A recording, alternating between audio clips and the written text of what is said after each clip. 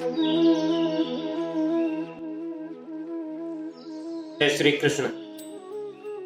तीसरे अध्याय यानी कर्मयोग का प्रकरण है और आज हम 29वां श्लोक उसका लेंगे।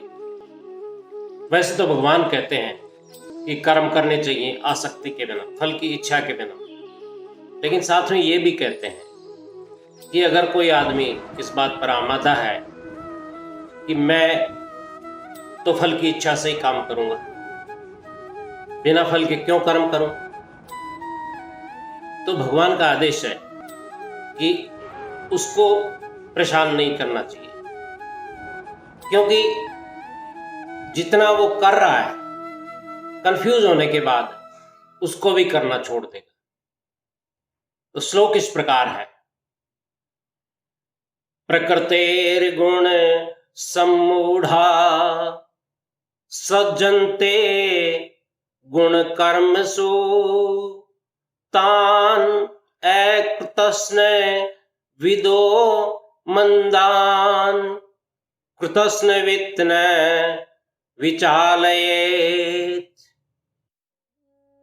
प्रकृति यानी कि प्रकृति जन्य और मटीरियल नेचर, गुण सम्मूढ़ा गुणों से मोहित हुए, be fooled by material identification, सज्जनते आसक्त रहते, एंगेज्ड किसमें, गुण कर्मसु गुण और कर्मों में, इन मटीरियल एक्टिविटीज।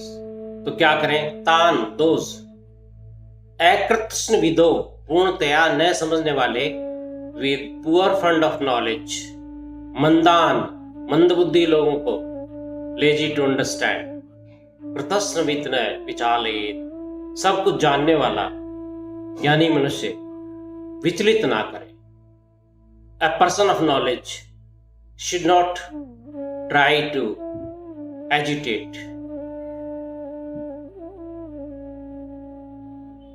प्रकृति के गुणों से अत्यंत मोहित हुए मनुष्य गुणों और कर्मों में आसक्त रहते हैं। उन पूर्णतया न समझने वाले मंदबुद्धि अज्ञानियों को पूर्णतया जानने वाला ज्ञानी विचलित न करे, यानी fooled by three modes of nature.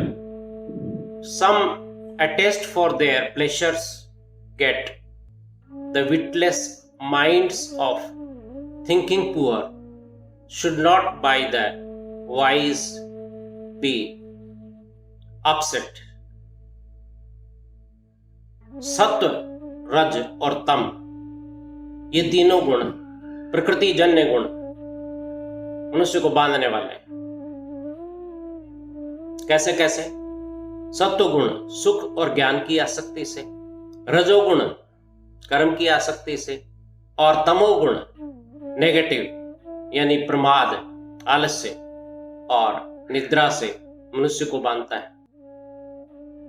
उपरोक्त पदों में उन अज्ञानियों का वर्णन है जो प्रकृति जन्य गुणों से बंधे हुए हैं।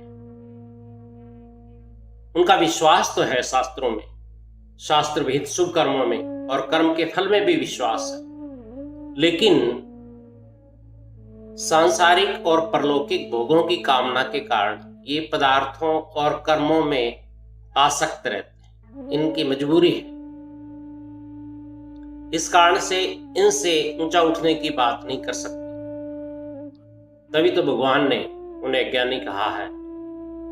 ऐसे मनुष्यों की धन, वस्तु, मान, सम्मान, पद आदि में ममता रहती है और अप्राप्त वस्तुओं की लगातार इच्छा करते रहते हैं। भगवान कहते हैं कि ज्ञानी मनुष्य को क्या करना चाहिए कि वह सकाम भाव से कर्मों में लगे हुए अज्ञानी मनुष्यों को शुभ कर्मों से विचलित नहीं करे। क्यों?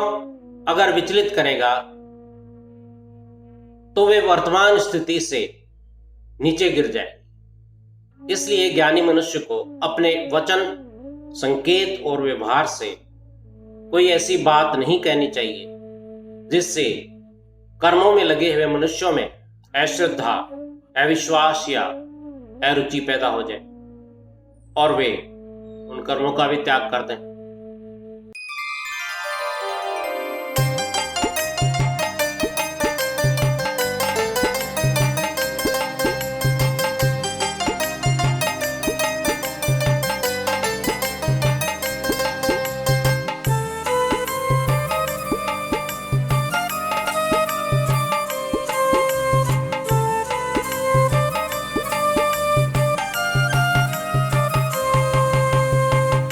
सकाम कर्मी भोगी जो तीन गुणों का ज्ञान नहीं, सकाम कर्मी भोगी जो तीन गुणों का ज्ञान नहीं, खाते पीते सुख से जीते शोक धर्म अनुमान नहीं, खाते पीते सुख से जीते शोक धर्म अनुमान नहीं, उनको विचलित ना करे पढ़कर बांटे ज्ञान नहीं, उनको विचलित ना करे पढ़कर बांटे ज्ञान नहीं।